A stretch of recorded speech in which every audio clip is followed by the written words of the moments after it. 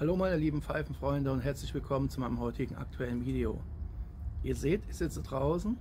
Aktuell ist es auch nicht mehr so laut wie heute Mittag und von daher ist es Zeit für ein neues Video. Ich möchte euch heute einen zweiten Versuch vorführen. Ich hatte ja vor einiger Zeit etwas ausprobiert und ich würde mal sagen, bevor ich auf den Versuch konkret eingehe, zeige ich euch kurz ein paar Bilder, denn es geht thematisch genau um das hier.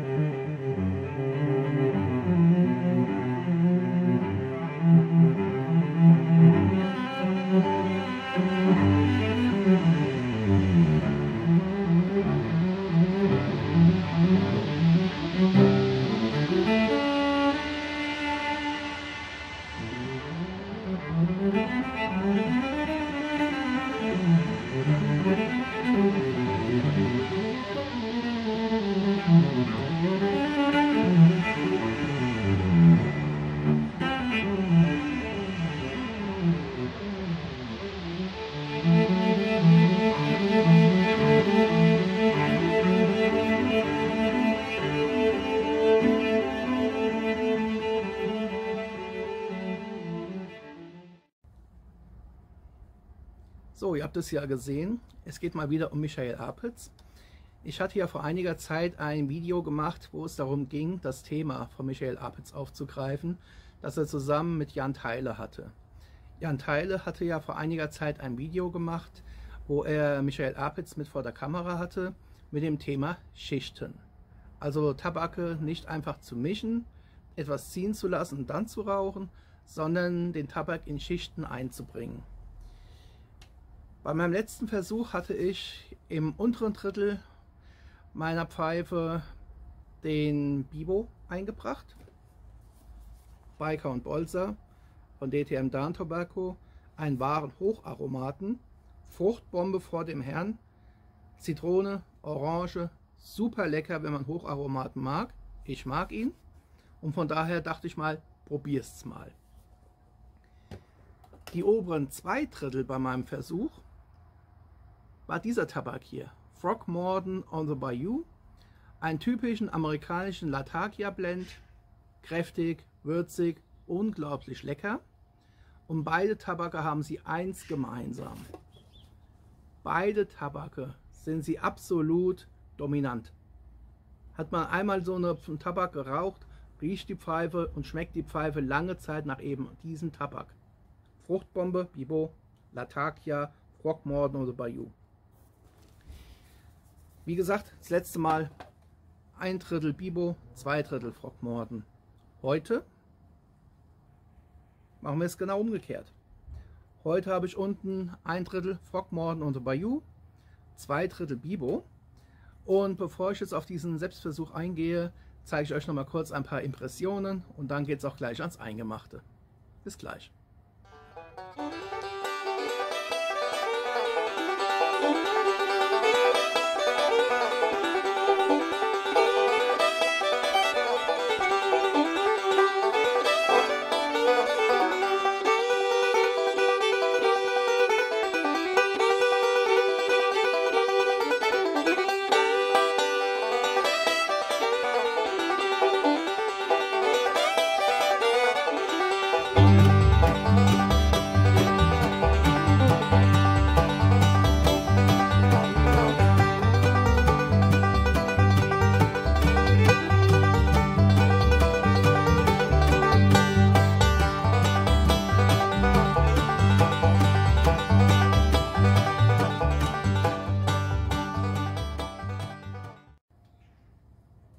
Ihr habt den Tabak eben gesehen, hier ist die Pfeife auch nochmal.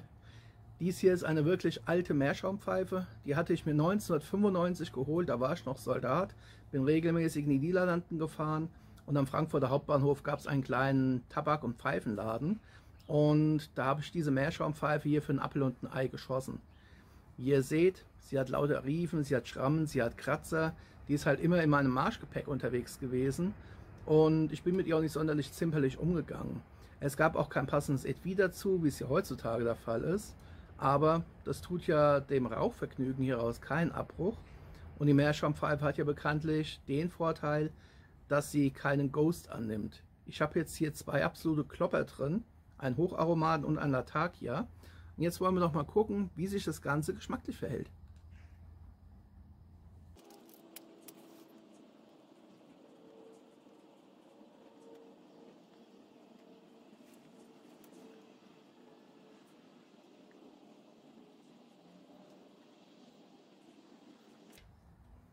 Frogmorton hat die Glut sehr gut angenommen und die Oberfläche glimmt bereits gleichmäßig.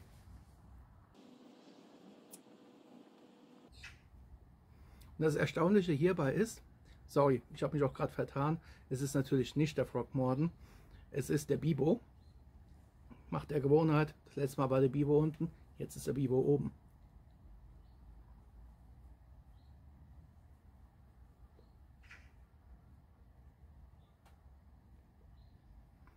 Von Anfang an hat man so aber wirklich nur ein leichtes Fruchtaroma.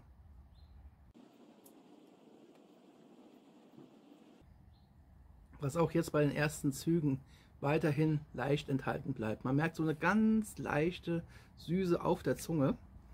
Wir erinnern uns, bei dem anderen Video, da hatte ich anfänglich nur den Frogmorton und Bayou geschmeckt.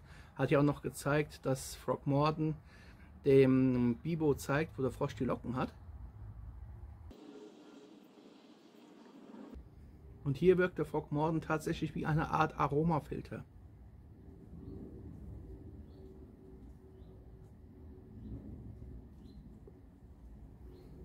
Es kommt natürlich Fruchtaroma an. Ich spüre es im hinteren seitlichen Teil der Zunge. Beim letzten Mal hatte ich es ja vorne an der Spitze und an den vorderen Seiten gespürt. Diesmal merke ich es weiter hinten.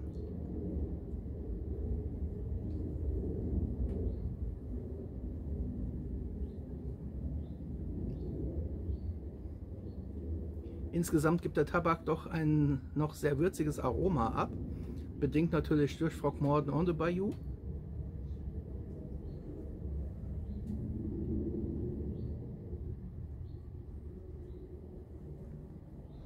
Was hingegen gänzlich fehlt, ist das Aroma vom Latakia. Ich merke zwar die Würze, aber ich merke nicht diese Sahnigkeit, diese Cremigkeit. Vielmehr habe ich diese Fruchtnoten und dazu eine unbestimmbare Würze. Ich kann es momentan noch nicht definieren. Ja, die Fruchtnoten sind da, unterstrichen von einer Würze, von einer Cremigkeit oder Sahnigkeit ist hier momentan noch nichts zu merken.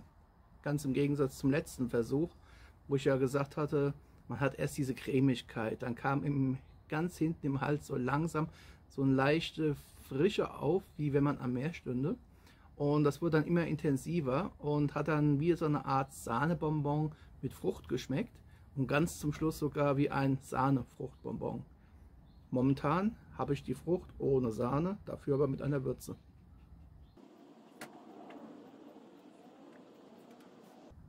Ja, bleibt auch weiterhin dabei.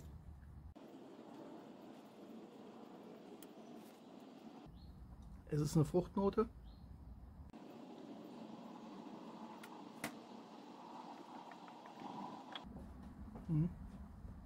Es bleibt fruchtig, es bleibt würzig, aber von der Cremigkeit ist nichts zu spüren momentan.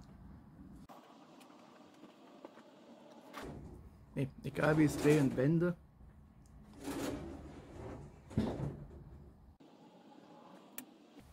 Fruchtig und würzig. Ganz ehrlich, die Geschmacksrichtung aktuell, die sagt mir nicht ganz so zu. Vorher, als es genau umgekehrt hatte, den Bibo zu 1/3 unten, Frogmorton und Bayou zu 2/3 oben drauf, da habe ich es geliebt. Da kam eben dieser Latakia, die Cremigkeit so richtig zum Tragen und wurde dann mehr und mehr und mehr unterstützt von der fruchtigen Süße des Bibo.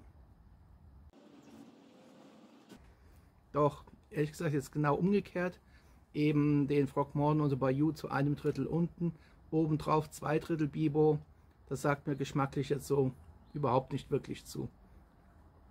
Diese fruchtige Süße, die man anfänglich leicht gemerkt hatte, die ist auch immer noch vertreten, aber dieses würzige Aroma ohne jegliche Sanftheit, die sonst eben dieses cremige, dieses ja sahnige mitgebracht hat. Das sagt mir so gar nicht zu, weil es ist einfach nur fruchtig, dazu eine Würze, aber es ist so ungefähr, als würde einer in der Küche stehen und versuchen, etwas mit Gewürzen zu versehen, die überhaupt nicht dazu passen.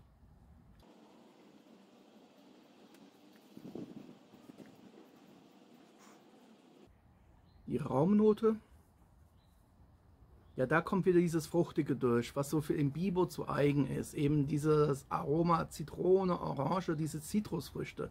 Das ist hier dominant. Es riecht eigentlich ganz angenehm, obwohl Latakia jetzt mit im Spiel ist. Doch ich vermisse immer noch diese Würzigkeit in Verbindung mit dieser Cremigkeit des Latakia. Und ich hoffe, dass die noch irgendwann zu tragen kommt. Von daher, ich werde jetzt mal ein Weilchen rauchen, werde nichts groß dazu sagen und melde mich erst wieder verbal, sobald sich hier etwas am Geschmack ändert. Ihr werdet ja gleich sehen, ich werde das Ganze im Fast Forward machen, damit ich eben nichts verpasse. Bis gleich.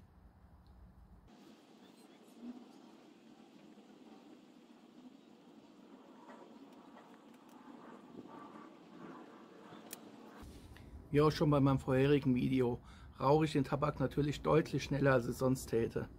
Bei dieser Pfeife hier mit dem mittleren Füllvolumen, da rauche ich normalerweise eine gute Stunde, etwas über eine Stunde.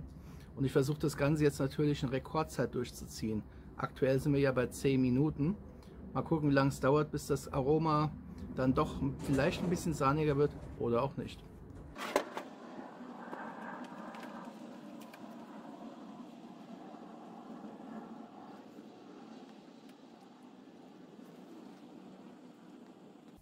Da tut sich nichts. Es bleibt dabei.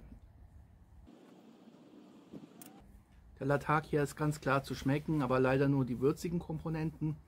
Dieses sahnige, cremige geht ihm leider völlig ab. Da ist hier nichts von zu verspüren. Und von daher kann ich euch definitiv sagen, dieser Versuch hier war nichts. Definitiv nicht. Die Aromakomposition, die es hier gibt, bei einem Drittel Frogmorton, 2 Drittel Bibo, ist nicht empfehlenswert. Fruchtig und sehr würzig, das zusammen passt irgendwie nicht. Von daher mein erster Versuch, 1 Drittel Bibo und 2 Drittel Frogmorton und Bayou, das war die richtige Mischung. Die hat geschmeckt, die Richtung. Die hier hingegen riecht zwar angenehm, ist aber nichts für den Gaumen.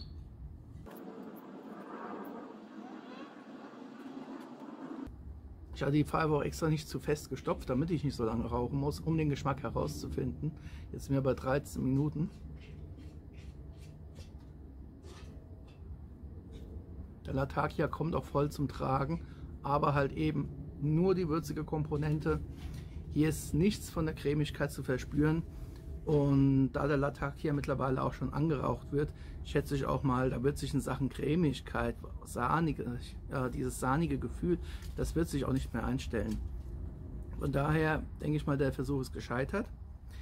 Nichtsdestotrotz halt, Michael Apitz hat es ja damals auch gesagt, und hat es ja auch mir gesagt und bestätigt, wir sollten einfach ein bisschen mehr experimentieren.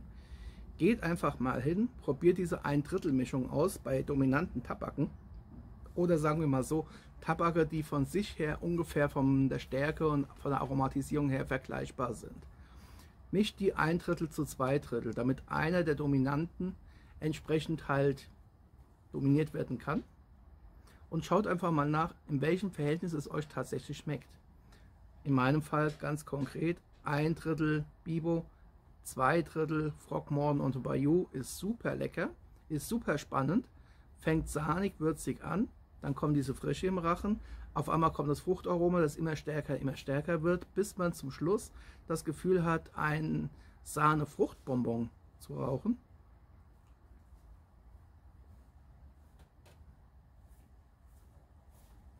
Umgekehrt hingegen war es das leider nicht. Umgekehrt eben 1/3 Frogmorton und Bayou unten drin, 2/3 vom Bibo oben drauf. Man hat eine Fruchtigkeit, man hat eine nicht dazu passen wollende Würze. Es passt nicht, es schmeckt einfach nicht überzeugend. Und von dieser berühmten Sahnigkeit und Cremigkeit ist leider nichts mehr zu spüren. Von daher, ich bin auf euer Feedback, auf eure Kommentare gespannt. Welche Erfahrungen habt ihr vielleicht selbst schon gemacht? Habt ihr schon mal geschichtet? Wenn ja, mit welchen Tabaken und zu welchem Ergebnis seid ihr dabei gekommen? Lasst uns hier einfach in gewohnter Weise ein wenig austauschen, mal schauen, was wir so für Erfahrungen zusammentragen können und lasst uns einfach ein bisschen weiter experimentieren. Ich danke euch sehr für eure Aufmerksamkeit, wünsche euch weiterhin viel Spaß mit eurem Pfeifen und mit euren Tabaken. Bleibt mir gesund, bleibt mir gewogen. Wir sehen uns auf jeden Fall wieder hier auf meinem Kanal. Happy Puffing und bis zum nächsten Mal. Ciao.